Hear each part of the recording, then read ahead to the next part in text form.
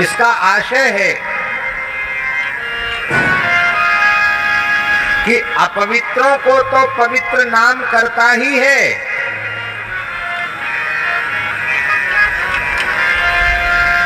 वो तो बात है ही है, पर विशेष बात यह है कि जो पवित्र हो चुके हैं, योग ध्यान समाधि जप तप दान पुण्य मख व्रत होम स्वाध्याय संयम आदि विविध साधनों का अनुष्ठान करके जो पवित्र हो चुके हैं, निर्मल हो चुके हैं, निष्पाप हो चुके हैं, उनके जीवन में फिर से अपवित्रता नहीं आवेगी, इसकी गारंटी कोई साधन नहीं ले सकता।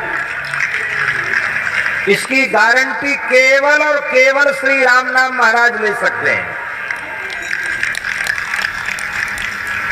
आप पवित्र हो चुके हैं, ठीक है, पर फिर आप में अपवित्रता नहीं आएगी, ये बात बिल्कुल नहीं कही जा सकती है, फिर अपवित्रता आएगी। किंतु श्री राम नाम का आश्रय लेने वाला इतना अधिक पवित्र हो जाता है कि उसे अपवित्रता छू नहीं सकती है।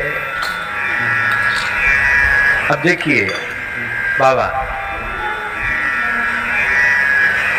अजामिल वो पवित्र तो हो चुका था,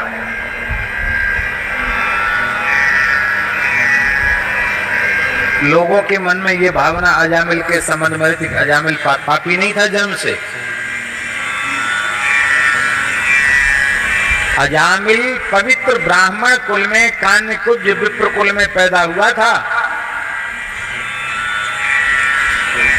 समय से यज्ञोपवीत संस्कार उसका हुआ था। पलाश दंड लेकर 25 वर्ष की आयु तक 6 अंगों के सहित वेदों का स्वाध्याय, त्रिकाल संध्योपासन, दोनों समय अग्नि में समिधाधान, गौ अग्नि गुरु वेद, इनकी उपासना, तो ये सारे साधन करके वह परम पवित्र हो चुका था। 25 वर्ष की आयु तक उसने ब्रह्मचर्य आश्रम का पालन किया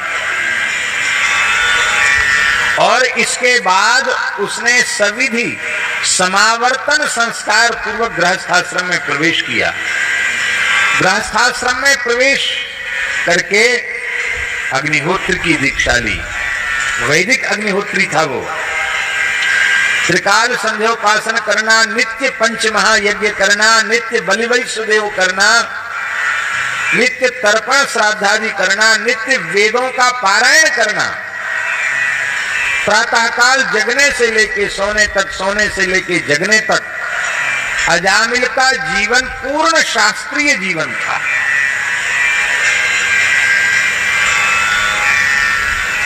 वो सामान्य व्यक्ति नहीं था। तो इतना दिव्य पवित्र जीवन था अजामिल का कि पवित्र तो हो चुका था, केवल एक कसर थी। सब कुछ करता था, संध्या करता था, गायत्री जपता था, पंच महायज्ञ करता था, वेद पाठ करता था, सब करता था, सब किया उसने, राम राम नहीं करता था। सब किया पर राम नाम नहीं लिया, तो उसका परिणाम ये हुआ कि इतना पवित्र आत्मा अजामिल समिधा लेने गया था अग्निहोत्र के लिए, और वहां जंगल में नाचने गाने का शब्द सुनाई पड़ा तो आकर्षण हुआ। आकर्षण तो विषय के प्रति, भोग के प्रति अनेक जन्मों का होता ही है। देखने चला गया। लोगों ने देखा कि पंडित जी बड़े भाव से हमारा नाच गान देख रहे हैं, तो उन्होंने, वो तो आप गए और घाल ही आ नहीं, दुष्टों का स्वभाव होता है, खुद तो नीचे गर्त में जाते हैं, दूसरे को भी घसीट ले जाते हैं। पंडित जी को घसीट लिया। अरे बोले देखो क्या जीवन की मौज बहार है, तुम भी थोड़ा नाच गा लो। अरे बोले हम नाचना गाना नहीं जानते। अरे बोले हमारे पास इतना बढ़िया शरबत है, फलों का रस है ये, इसको पीते ही अपने आप नाचने और गाने लग जाओगे। नहीं नहीं नहीं नहीं, ये तो लगता है गलती अशुद्ध चीज है, मध्य होगी ये तो। अरे महाराज मूर्ख लोग इसको मध्य कहते हैं, ये तो फलों का सुंदर रस है। देखो एक घूट लो, ऐसी ताजगी आती है, सब बिल्कुल दुनिया का नजारा ही बदल जाएगा। मध्य पिला दिया, नाचने गाने लग गया। इतने लंबे समय की साधना एक क्षण में चौपट हो गई। पवित्र तो हो चुका था, लेकिन फिर अपवित्र हुआ तो इतना अपवित्र हो गया कि कोई ऐसा भयंकर पाप बचा नहीं जो उसने हजारों हजारों बार न किया हो। लेकिन जब उसी अजामिल ने राम नाम की शरणागति ली तो पुनः पाप उसे छू न सका। इसलिए आप अन्य साधनों का आश्रय लेकर पवित्र तो हो सकते हैं, पर फिर अपवित्रता नहीं आवेगी, इसकी गारंटी जिम्मेवारी कोई नहीं ले सकता। केवल महिमामय श्री नाम महाराज ही इसकी जिम्मेवारी ले सकते हैं। पावनम पावनानाम, इसलिए भगवान नाम का आश्रय जिसने ले लिया उसका कोई साधन बाकी नहीं रहेगा, सब साधन हो गए।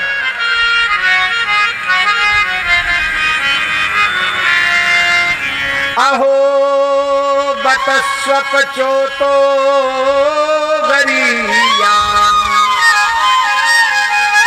यज्जुवाग्रे वर्तते नाम तुभ्यं ते पुस्तपस्ते जुहुगुः सस्नुरार्या ब्रह्मानो तो नाम गृह्णन्ति। जो आपके पवित्र नामों का कीर्तन करते हैं वे भले ही चांडाल कुल में पैदा क्यों न हुए हों, वो बहुत श्रेष्ठ हैं। जिनकी जिह्वा के अग्रभाग पर आपके नाम का नृत्य होता रहता है,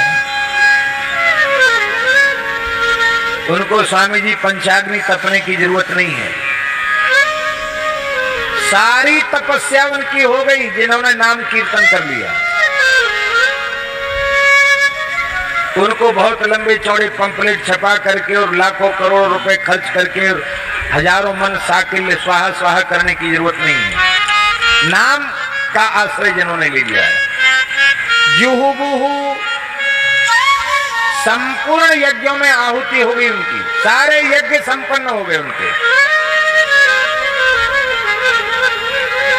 जीवन भर सतुआ बांध के घूमो तो भी कोई न कोई तीर्थ बिना स्नान के रह जाएगा, पर नाम संकीर्तन जिसने कर लिया धरती के सारे तीर्थों में स्नान हो गया।